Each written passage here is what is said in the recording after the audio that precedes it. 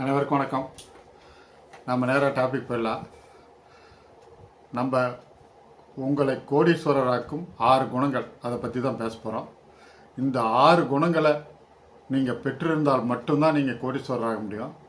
இதில் ஒரு குணம் மிஸ் ஆனால் கூட நீங்கள் ஏழையாக தான் இருக்கணும் அப்படிங்கிறத புரிஞ்சுங்க.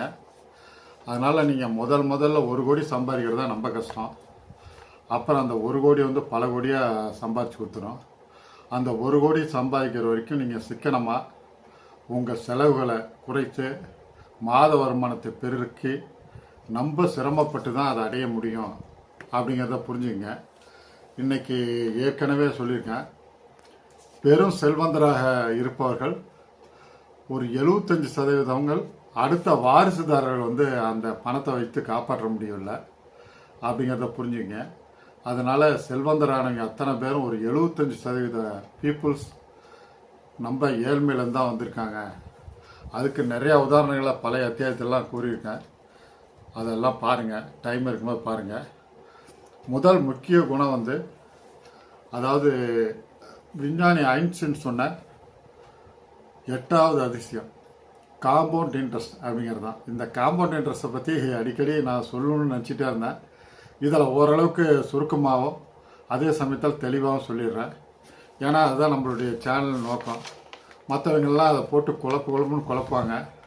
இதை ஈஸியாக புரிகிற மாதிரி சொல்கிறேன். இப்போ நீங்கள் 1 லட்ச ரூபா இன்வெஸ்ட் பண்ணுறீங்க அப்படின்னா அதுக்கு இன்ட்ரெஸ்ட்டு பார்த்தீங்கன்னா 24% அப்படிங்கும் போது மாதம் 2000 கிடைக்கும். அது நீங்கள் வருட கணக்கில் பார்த்தீங்கன்னா 24,000 ரூபாய் கிடைச்சிரும். அப்போ இது ஒரு 5 வருடங்களுக்கு கணக்கு போடுங்க. 5 வருடங்களுக்கு பார்த்தீங்கன்னா அசல் 1 லட்சம், அதனோட இன்ட்ரெஸ்ட்டு 1,20,000. அப்போ 2,20,000 அது வளர்ந்துருக்கும். அதாவது கூட்டு வட்டி இல்லாமல் இருந்தால். ஆனால் கூட்டு வட்டி மியூச்சுவல் ஃபண்டில் ஷேர் மார்க்கெட்டில் போட்டிங்களா அந்த கூட்டு வட்டி எப்படி வேலை செய்யுதுன்னு ஏற்கனவே நிறையா பழைய வீடியோவில் போட்டிருக்கேன். அதெல்லாம் பாருங்கள். அதனால் கூட்டு வட்டி மூலமாக அது எக்ஸ் மியூச்சுவல் ஃபண்டு கால்குலேட்டரை அப்படியே சைடில் போட்டுட்டு வரேன் பாருங்கள். இது கரெக்டாக 1 லட்சம் இன்வெஸ்ட் பண்ணியிருந்தா 5 வருடத்தில் அப்போ அதாவது 2.5 மடங்கு நம்மளுக்கு லாபம் கிடைச்சிருக்கு அசலை விட. அதே 10 வருடங்களில் நீங்கள் ஏற்கனவே பண்ணியிருக்க 1 லட்ச ரூபா தான். இன்ட்ரெஸ்ட் பார்த்தீங்கன்னா 2,000 ரூபா. 10 வருடங்களில் அதனுடைய இன்ட்ரெஸ்ட் 2,40,000 ரூபா. அப்போ உங்களுடைய அசல் இன்ட்ரெஸ்ட் காம்பவுண்ட் இன்ட்ரெஸ்ட் இல்லாமல் 3,40,000 ரூபா ஆயிருக்கும். அதே காம்பவுண்ட் இன்ட்ரெஸ்ட் மூலமாக 8,59,000 ஆயிருக்கும். ஏறக்குறைய 3 மடங்கு ஆயிருக்கு. அதாவது நாளாக தான் இந்த காம்பவுண்ட் இன்ட்ரெஸ்ட்டு ரொம்ப அதிகமாக பணத்தை பெருக்கி எடுக்கும் அப்படிங்கிறத நீங்கள் புரிஞ்சுக்கணும். எல்லா செல்வந்தரும் இந்த காம்பவுண்ட் இன்ட்ரெஸ்ட்டை புரிஞ்சுக்குவாங்க. நாம் தூங்கிட்டு இருந்தாலும் இந்த பணம் தூங்காதுங்கிறது அவங்களுக்கு நல்லா தெரியும். அதே 15 வருஷத்தில் நீங்கள் பார்த்தீங்கன்னா காம்பவுண்ட் இன்ட்ரெஸ்ட் இல்லாமல் 4,60,000 ரூபா. அதே காம்பவுண்ட் இன்ட்ரெஸ்ட் மூலமாக 25,20,000 ரூபா. அப்போ எத்தனை மடங்கு வளர்ந்துருக்குன்னு பாருங்க. அதே சமயத்தில் 20 வருடங்களில் பார்த்தீங்கன்னா அதே 1 லட்ச ரூபா தான். அது மேற்கொண்டு நீங்கள் இன்வெஸ்ட் பண்ண வேண்டியதில்லை. ஏறக்குறைய காம்பவுண்ட் இன்ட்ரெஸ்ட் இல்லாமல் அந்த 1 லட்சம் ப்ளஸ் இன்ட்ரெஸ்ட்டோட 5,80,000 ரூபா உங்களுக்கு கிடைச்சிருக்கும். அதே காம்பவுண்ட் இன்ட்ரெஸ்ட் மூலமாக 73,86,000 கிடைச்சிருக்கும். அதே 23 வருஷத்தில் கணக்கு போடுங்க. அதே 1 லட்ச ரூபா தான் அப்போ இன்வெஸ்ட் பண்ணதே தான். அதுக்கு பின்னாடி நம்ம எந்த இன்வெஸ்ட்டும் பண்ணல. நாம் இதுக்காக எந்த மெனக்கடவும் இல்லை. அந்த 1 லட்ச ரூபா மியூச்சுவல் ஃபண்டில் நல்ல ஃபண்டமெண்டல் ஷேரில் போட்டு வச்சுருக்குறோம். அதை நம்ம மறந்துட்டோன்னு வச்சிங்க. ஆனால் நீங்கள் அமௌண்ட்டாக வச்சுருந்தீங்கன்னா 5,52,000 தான் வந்திருக்கும். அதாவது ஒரு 2 ரூபா இன்ட்ரெஸ்ட் கொடுத்து அந்த 2 ரூபா இன்ட்ரெஸ்ட்டை நீங்கள் செலவு பண்ணியிருந்தால் உங்களுக்கு காம்பவுண்ட் இன்ட்ரெஸ்ட் இல்லாமல் 5,52,000 தான் கிடச்சிருக்கும். அதே உங்களுக்கு காம்பவுண்ட் இன்ட்ரெஸ்ட் மூலமாக 1,41,00,000 கிடச்சிருக்கும். இது எப்படி? இது எல்லாமே காம்பவுண்ட் இன்ட்ரெஸ்டினுடைய மகிமை. அதனால தான் அந்த ஐன்ஸ்டீன் அந்த காலத்தில் இது ஒரு 8வது அதிசயம்னு சொல்லிட்டு போயிட்டார். உங்களுடைய அமௌண்ட் 25 மடங்கு வளர்ந்துருக்குது. அதனால தான் நல்ல மியூச்சுவல் ஃபண்டில் large cap, mid cap, small cap என்று மூன்றாக பிரித்து போடுங்க. நல்ல ஃபண்டமெண்டல் ஸ்டாக்கில் இன்வெஸ்ட் பண்ணியிருந்தீங்கன்னா அது 1 லட்ச ரூபா 23 வருடங்களில் 1,41,00,000 மாறிடுது என்பதை புரிந்து கொள்ளுங்கள். இதுக்கு ஒரு உதாரணம் தான் வாரன் பஃபெட்டு. அவர் 10 வயசுலேருந்து ஸ்டாக் மார்க்கெட்டில் இன்வெஸ்ட் பண்ண ஆரம்பித்தார். ஆனால் அவர் பெரும் பணக்காரனானது 65 வயசில் தான் அப்படிங்கிறத புரிஞ்சுங்க. ஆனால் அந்த நீண்ட காலம் பொறுமையாக இருந்தார். அதனால் அதை முக்கியமாக நீங்கள் பாயிண்ட் அவுட் பண்ணிங்க. அதுக்கடுத்து 2வது குணம் சிக்கனமாக இருங்கள். அதற்காக கஞ்சனாக இருக்க வேண்டியதில்லை. ஆடம்பரமான செலவுகளை செய்யாதீங்க. ஒவ்வொன்றிலையும் சிக்கனமாக இருங்க.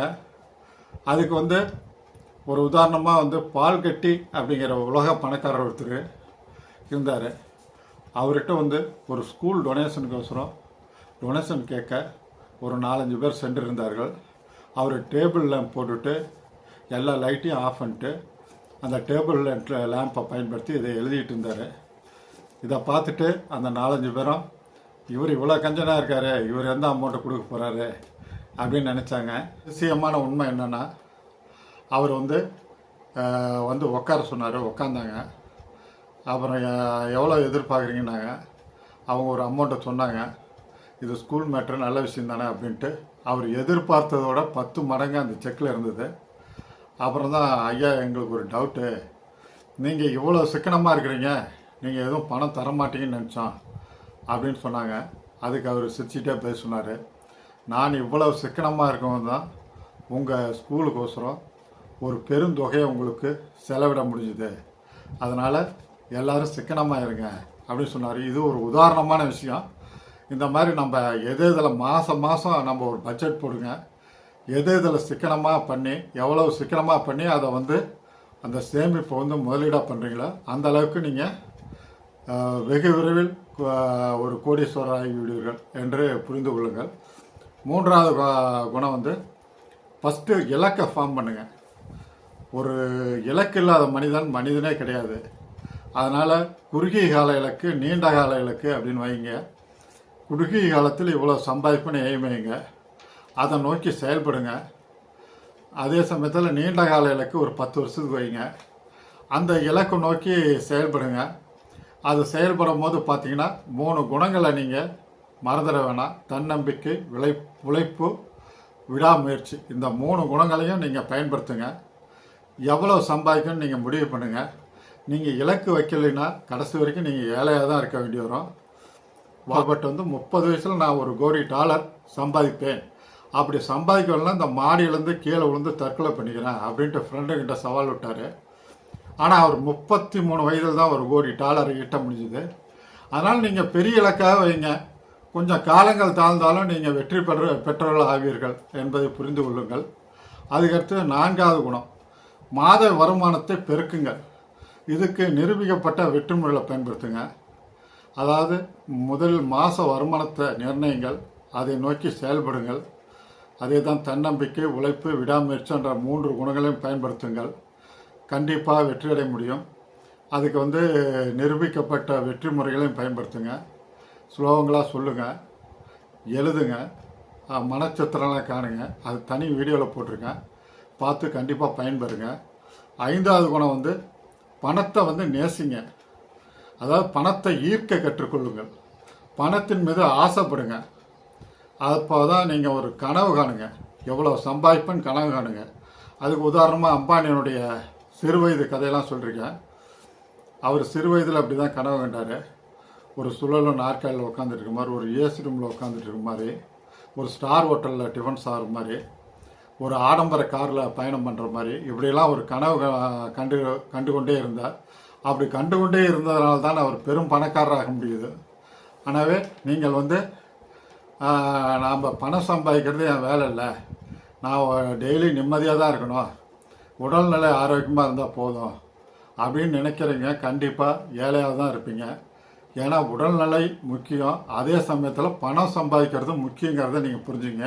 அது 6வது குணம் பொறுமை. முதலில் கோடீஸ்வராக வேண்டும் என்றால் இந்த பொறுமை என்பதை நீங்கள் கடைபிடிக்க வேண்டும். 10 வருஷம், 20 வருஷம், 23 வருஷம். ஏன்னா இந்த 1 லட்ச ரூபா $1,40,00,000 எத்தனை வருஷத்தில் ஆகிருக்கு? 23 வருஷத்தில் ஆகிருக்கு. அது வந்து உங்களுக்கு 5 வருடத்தில் ஆகலை, 10 வருடத்தில் ஆகலை. அதனால் குறுகிய காலத்தில் கோடீஸ்வராக இருக்க முடியாது, ஆக முடியாது. அப்படி ஆனவர்கள் நிலைத்திருக்க முடியாது என்பதுதான் உண்மை. எனவே பொறுமையாக இருங்க. மியூச்சுவல் ஃபண்டில் large cap, mid cap, small cap அப்படின்ட்டு 3ஆக பிரித்து போட்டு பொறுமையாக இருங்க. அதே சமயத்தில் ஷேர் மார்க்கெட்டில் ஷேரை வாங்கும் போது அந்த 9 பாயிண்ட்டை பார்த்து ஒரு ஃபண்டமெண்டல் அனாலிசிஸ் நல்லா பார்த்து அந்த ஷேர்களை தேர்ந்தெடுத்து பை பண்ணிவிட்டு மறந்துடுங்க. கண்டிப்பாக நீண்ட கால அடிப்படையில் ஒரு கோடீஸ்வரர் ஆகிவிடுவீர்கள். நீங்கள் எவ்வளோ இன்வெஸ்ட் பண்ணுறீங்களோ அதை வந்து மியூச்சுவல் ஃபண்டு கால்குலேட்டரில் நீங்கள் கால்குலேட் பண்ணிங்க.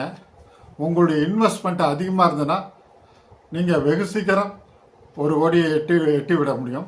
அந்த 1 கோடியை எட்டி விட்டால் அதற்கு பின்னாடி நீங்கள் பல கோடி சம்பாதித்து விட முடியும். எனவே இந்த மாதிரி நீங்கள் வந்து இந்த 6 குணங்களையும் உங்களுக்கு உரியதாக ஆக்கிக் கொள்ளுங்கள். கண்டிப்பாக வெற்றி நிச்சயம். நீங்கள் இன்றிலிருந்து முடிவிடுங்கள், நான் வந்து செல்வந்தனாக வேண்டும் என்று. செல்வந்தனாக ஆசைப்படுங்கள். ஒரு இலக்கு வைங்க, தீர்மானம் பண்ணுங்க. அப்போ தான் நீங்கள் ஜெயிக்க முடியும். விடாமுயற்சி, தன்னம்பிக்கை, உழைப்பு, இந்த 3 அரிய மந்திரத்தையும் கடைபிடிங்க.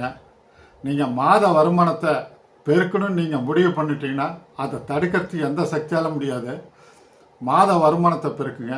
அந்த மாத வருமானத்தை வந்து உங்களுக்கு வந்து சேமிப்பாக, அந்த சேமிப்பை வந்து முதலீடாக மியூச்சுவல் ஃபண்டில், அதே சமயத்தில் ஷேர் மார்க்கெட்டில் இன்வெஸ்ட் பண்ணுங்கள். எவ்வளோ முடியுமோ அவ்வளோ தைரியமாக பண்ணுங்கள். பயப்பட வேண்டாம். ஏன்னா வந்து இன்றைக்கி எக்கனாமி வந்து இந்தியன் எக்கனாமி வளர்ந்து கொண்டு இருக்கிறது. நம்ம அண்டர் டெவலப்மெண்ட் கண்ட்ரியாக இருக்கோம். அதனால் விரைவில் நீங்கள் செல்வந்தராகக்கூடிய தருணங்கள் வந்து விட்டது. அதே சமயத்தில் இது பிடிச்சிருந்தா சப்ஸ்கிரைப் பண்ணுங்கள், லைக் பண்ணுங்கள், ஃப்ரெண்ட்ஸ் அண்ட் ரிலேட்டிவ்க்கு ஷேர் பண்ணுங்கள். அடுத்த காணொலியில் சுவாரஸ்யமான விஷயங்களோடு உங்களை சந்திக்கிறேன். நன்றி, வணக்கம்.